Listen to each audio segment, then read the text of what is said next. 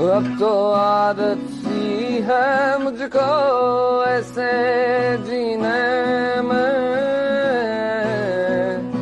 जिंदगी से कोई शिकवा भी नहीं है।